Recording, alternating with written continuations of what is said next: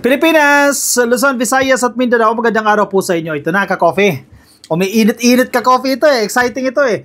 Hinamon ni Attorney Larry Gadon, Secretary Larry Gadon, itong si Sara Duterte. So, sige, magkaalaman talaga kung may laman talaga si Sara Duterte. Hinamon siya ni Larry Gadon eh. Kasi, naglabas ng video itong si Sara Duterte, kasama niya si Amy Marcos. Itim daw po ang nararanasan ngayon. Administrasyon itim. Ibig sabihin, nasa kadiliman ng bansa. Ibig sabihin, talamak ang krimen. Yan ang pinapalabas nila. Mataas ang poverty rate. Mataas ang presyo ng mga bilihin. Yan ang pinapalabas nila sa video nila yan. Itim talaga. Itim itong administrasyon na to. Tuloy, nababara siya ni Larry Gadon. Ang sinasabi ni Larry Gadon, binabasa ko yung article kanina, sinasabi niya, na paghahalataan ka, Sara Duterte, na wala kang alam sa nangyayari sa gobyerno. Wala talaga siyang alam. Sabi ni Larry Gadon, ako din, kaya sa commercial na yan ni Amy Marcos, hindi sila nagbigay ng specific data. Kasi kapag nagbigay sila ng specific data, crime rate halimbawa, mapapahiya sila eh, na mas matindi yung krimen nung panahon ni Digong as compared sa administrasyon na to ni Pangulong Bongbong Marcos. So ito ang gustong mangyari ni Larry Gadon. Hinahamon niya si Sara Duterte. Na alam natin na hindi papayag si Sara Duterte. Anong laban ni Sara Duterte? Magkaroon sila ng discussion, magkaroon sila ng debate ni Larry Gadon. Anong kakamutin ni Sara? Marunong ba makipagdebate yan si Sara? Hindi naman marunong makipagdebate yan. Magbigay nga lang ng message scripted eh. Kailangan may babasahin na speech. Sa hearing, tinanong sa hearing no comment yung sagot. Hindi kayang ipaliwanag yung mga tanong sa kanya. Ito pa, kay Larry Gadon pa. Anong mapapala niya dito kay Larry Gadon? Wala siyang kakamutin if ever pumayag siya dito, pero hinahamon siya ni Larry Gadon dyan. Sabi sa balitang ito ng politiko, walang notes, walang coach. Naku, sekretary, nangangarap ka ata. Paano papayag si Sara Duterte nang walang coach? Nang walang notes, imposible. Walang notes, walang coach. Larry Gadon challenges Sara Duterte to live TV discussion on issues. Naku, mabigat itong hamon ha. Mabigat-bigat itong hamon ni Larry Gadon ha. Sige, humarap tayo. Kailangan may TV ha, may TV network. Naka-media, naka-broadcast. Magkaroon tayo ng discussion sa mga issues, national issues sa bayan. Ang tanong, lalaban ba si Sara Duterte kay Gadon? Or kahit hindi si Gadon, itapat mo dyan eh.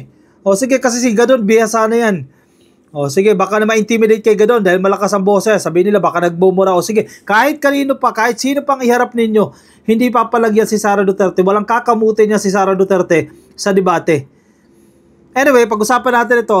Kasi may magaganda yung punto magaganda yung mga arguments ni Larry Gadon Second video natin to kay Larry Gadon Nakakatuwa yung kanyang mga analysis Presidential Advisor on Poverty Alleviation, Attorney Larry Gadon, invited. Yan ha, medyo courteous pa to ha.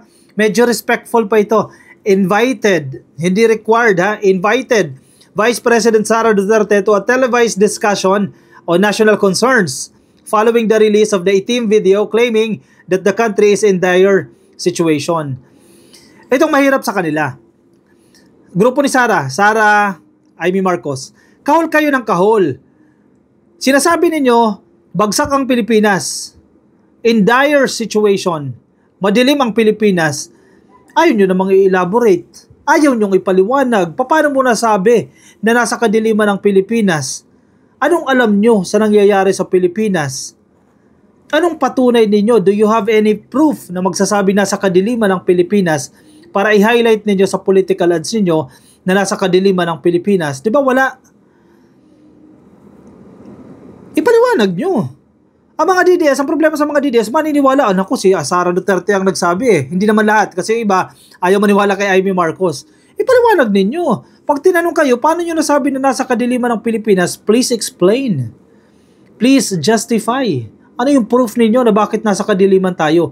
Kaya kahinahamon ni Larry Gadon kasi hindi ka nagpapaliwanag. Hindi mo ini-explain. Ang tanong, kaya mo bang ipaliwanag? Kaya mo bang i-explain? Ang masaklap, baka hindi. Baka, ka-coffee, kasi baka naman kaya, pero baka hindi. In a video sent to reporters, Gadon said that based on Duterte's statements in the itim video, it appears she is unaware. Grabe to si Gadon It appears she is unaware. Lumalabas na hindi alam ni Sara Duterte of what the Marcos administration is doing to address the country's problem. Hindi alam ni Sara Duterte kung ano yung ginagawa ng administrasyon na ito para i-address itong mga problema na yan, inflation, krimen, poverty, at kung ano pa mga national issues. Definitely, walang alam si Sara Duterte sa mga programa ng administrasyon na to, or baka naman, nag-aanga-angahan lang. Malamang sa malamang, baka may alam yan, may nag-feed naman siguro, oh, ito, nilunsad itong programa na to, itong Kadiwa, nilunsad itong programa na to, o ganito, may ganitong programa si PBBM para i-address yung crime, etc. etc. Malamang sa malamang, hindi naman siguro siya tanga, di ba? Malalaman at malalaman niya na yan, or baka pinipili niya lang na wag na lang alamin na may mga ginagawa itong gobyerno na to. O, sabi nila Riga dun yan, lumalabas tuloy na unaware siya sa ginagawa ng administrasyon na to para i-solve itong mga problema na to, despite holding the second highest position in the government. Yun ang masaklap. Sa totoo lang, Vice Presidente ka, second highest position sa Pilipinas, tapos hindi mo alam kung ano yung ginagawa ng gobyerno, para saan ka pa? Ano pang silbi mo bilang Vice Presidente kung hindi mo alam, di ba? Ang ginagawa ng gobyerno. At the end of the day, you are part of the government. Di ba? Sinong nagsasabi na hindi parte ng gobyerno ang Vice Presidente? Kung nilalait mo ang gobyerno, definitely nilalait mo yung sarili mo, nilalait mo yung staff mo, nilalait mo yung opisina mo because you are part of the government. Common sense. Wake up. Wake and bake. Ika nga. Diba? Si Amy Marcos, isa din niya si Amy Marcos. Kung i-describe mo yung gobyerno, itim. Madam, you are a senator. Pasahod ka ng gobyerno. You are part of the government. Anong ginagawa mo para i-address yung itim na yan? Ilang taong ka na dyan sa Senado? 6 years ka na dyan sa Senado. Anong ginawa mo para i-address yung itim government na yan? Itim na Pilipinas ay larawan ninyo. Diba? Nagmumukha kayong tanga dyan sa ginagawa ninyo. Parte kayo ng nilalait ninyo. Nilalait nyo yung kapwa ninyo. Nilalait nyo yung sarili ninyo. Mabuti sana kung bago ka dyan, re-electionist ka or newcomer ka, newbie ka. You are not part of the government. E sabihin mo yan, oh, nasa itim ang gobyerno. At isabswelto ka, you are not part of the government. Pero ito obviously, si Sara Duterte, parte ng gobyerno. Si Amy Marcos, parte ng gobyerno na kung ilarawan nila, iitim. Aba, makonsensya kayo sa mga supporters ninyo. Anong ginawa ninyo para i-address yung itim government? Diba? Sino nakakahiya? Kung gising lang ang mga DDS, isipin ninyo yan, ha? Kung may nakikinig sa ating DDS, isipin ninyo yan. Parte si Sara ng gobyerno. Kung naghihirap ang Pilipinas, parte sila kung bakit naghihirap ang Pilipinas. The same way, kung umuunlad ang Pilipinas dahil sa programa ng gobyerno, parte sila sa pag-unlad. Parte sila sa credits na mabibigyan. Eh, anong ginawa nila? Magbash na magbash. Nako. Hindi ko alam kung bakit ganyan mag-isip yung mga tao na yan. Basic naman yan. Laitin nyo yung gobyerno, parte kayo ng gobyerno. Pasensya na kayo paulit-ulit ako dahil nakakatawa eh. Sabi ni Gadon, ang itim video ni VP Sara ay nagpapatunay lamang na wala siyang kaalam-alam sa mga pangyayari sa gobyerno at wala rin siyang kaalam-alam sa mga nangyayari sa ating bansa dahil kasi blanco ang kanyang mga sinasabi. Puro negatibo.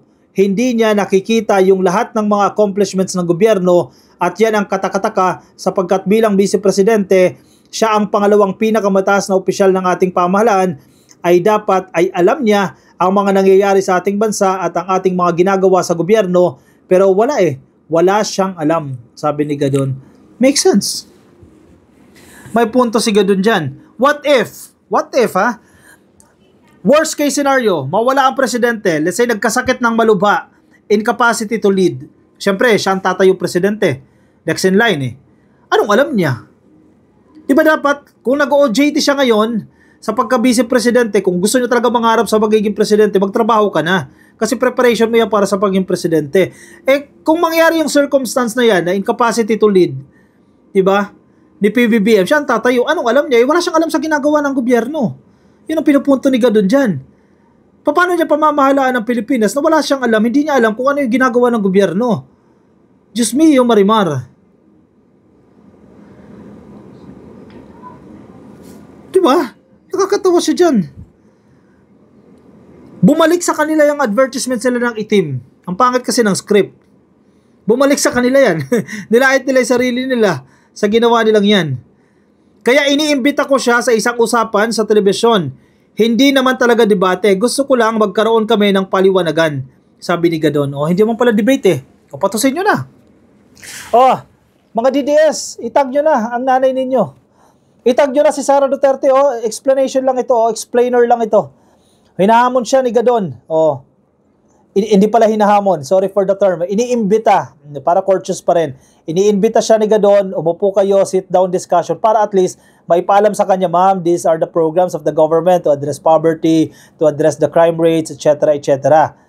At para magkaroon din siya ng ideya na may ginagawa ang gobyerno. Kasi eventually, kung siya ang hawak ng gobyerno at hindi niya alam kung ano nangyayari sa gobyerno, nakakahiya yan.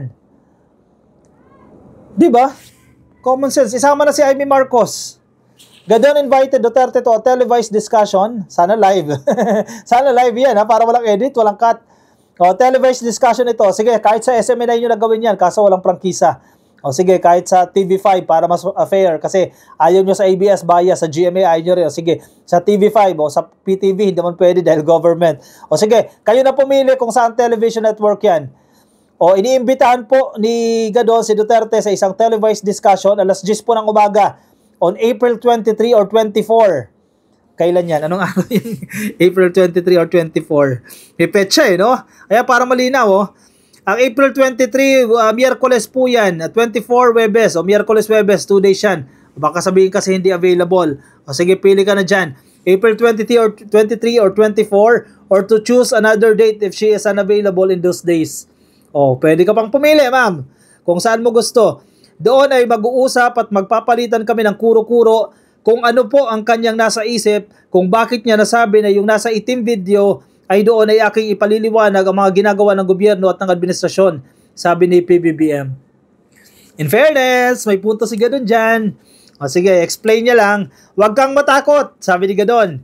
Dito ay walang notes, walang babasahin, walang magtuturo, walang magko-coach. Dito ay malalaman natin kung ano talaga ang laman ng iyong isipan. Gadon naman Nagpapatawa naman si Gadon Parang sinabi mo naman na walang laman yung isip Walang laman yung kokote Maganda na walang notes Sige, kung may laman talaga yung utak sige, anong alam mo sa gobyerno?